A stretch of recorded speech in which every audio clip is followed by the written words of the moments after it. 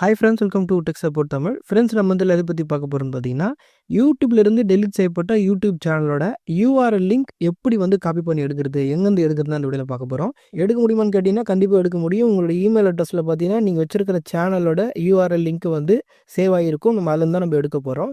இப்போ உங்கள் YouTube channel வந்து டேட் ஆயிடுச்சு யூடியூப்பில் அப்படின்னா, நீங்கள் ரெண்டாவது அப்பீல் பண்ணாலும் அப்பீல் பண்ணி கூட நிறைய பேர் கிடைக்க வாய்ப்பு இருக்குது. அதெல்லாம் எப்படி பண்ணுறது, நம்ம சேனல் நிறைய வீடியோ போட்டிருக்கோம். சப்போஸ் நீங்கள் அப்படி அப்பீல் பண்ண போகிறீங்க அப்படின்னா, அதுக்கு வந்து உங்கள் சேனலோட யூஆர்எல் லிங்க் வந்து கேட்பாங்க.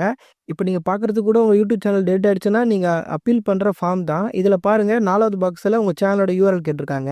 இந்த மாதிரி இடத்துல நீங்கள் கண்டிப்பாக உங்கள் சேனலோட யூஆர்எல் கொடுத்தா தான் அவங்க செக் பண்ணி பார்ப்பாங்க. இல்லைனா இந்த ஃபார்மே சப்மிட் ஆகாது. இந்த மாதிரி இடத்துல தான் யூஆர்எல் ரொம்ப முக்கியமாக தேவைப்படுது. அது மட்டும் இல்லாமல் இப்போ யூடியூப்பில் யூடியூப் பைலட் ப்ரோக்ராம்னு ஒரு புது அப்டேட் வந்திருக்கு. இதன் மூலமாக யாரெல்லாம் ஒரு வருஷத்துக்கு முன்னாடி உங்கள் சேனல் டேட்டாக இருக்கோ, நீங்கள் திரும்பவும் வந்து புது சேனல் கிரியேட் பண்ணலாம்.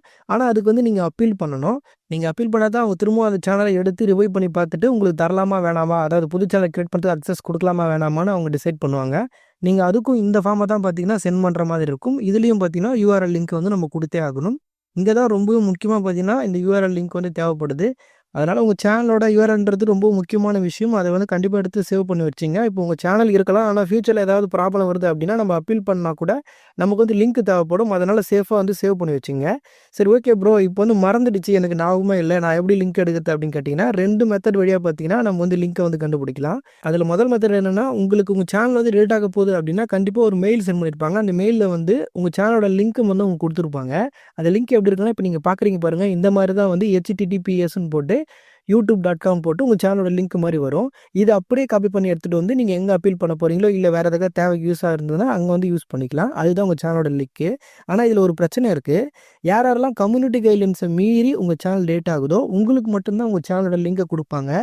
அதாவது உங்களுக்கு வந்த மெயிலில் பார்த்தீங்கன்னா கடைசியில் யூஆர்எல் லிங்க் வந்து கொடுத்துருப்பாங்க. இதுவே நீங்கள் காப்பிரைட் ஸ்ட்ரைக் வாங்கி உங்கள் சேனல் டேட்டாக இருந்தால் அதில் என்னென்ன வீடியோ காப்பிரைட் ஸ்ட்ரைக் வந்திருக்கு மட்டும் தான் சொல்லியிருப்பாங்க. கடைசியில் உங்கள் சேனலோட லிங்கே கொடுத்துருக்க மாட்டாங்க.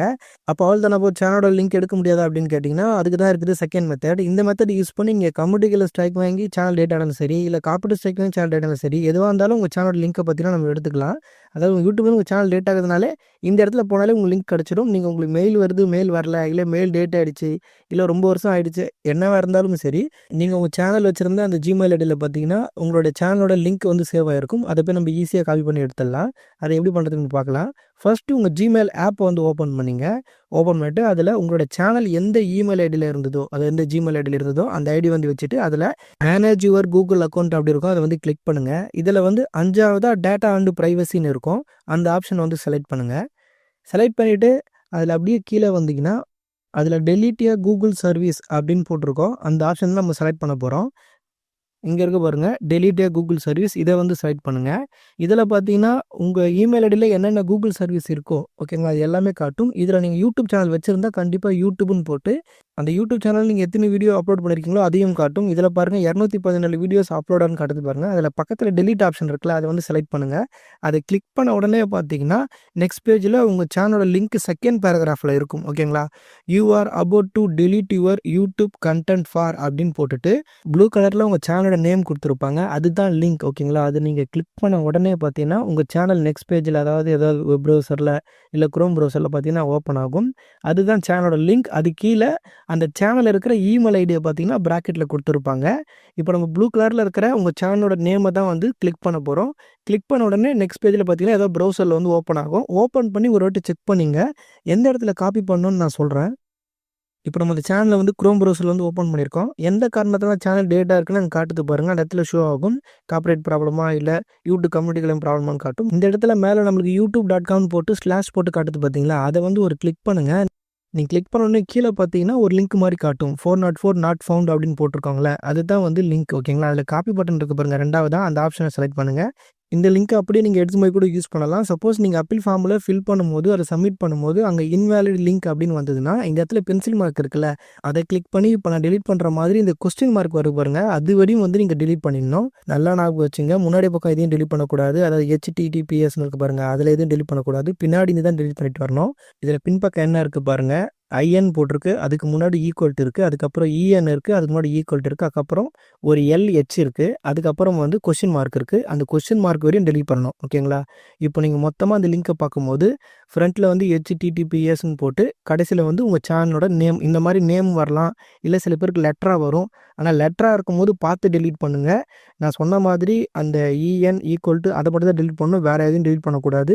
லாஸ்ட்டாக அந்த கொஸ்டின் மார்க் வரையும் டெலீட் பண்ணிவிட்டு அதுக்கப்புறம் இருக்கிற லிங்க்கை ஃபுல்லாகவே காப்பி பண்ணி எடுத்துகிட்டு போயிட்டு நீங்கள் எந்த இடத்துல அப்பீல் பண்ண போகிறீங்களோ அந்த இடத்துல பேஸ்ட் பண்ணி பாருங்கள். உங்களுக்கு வந்து ஓகே ஆகிடும். அதுதான் உங்கள் சேனலோட லிங்க். ஓகேங்களா?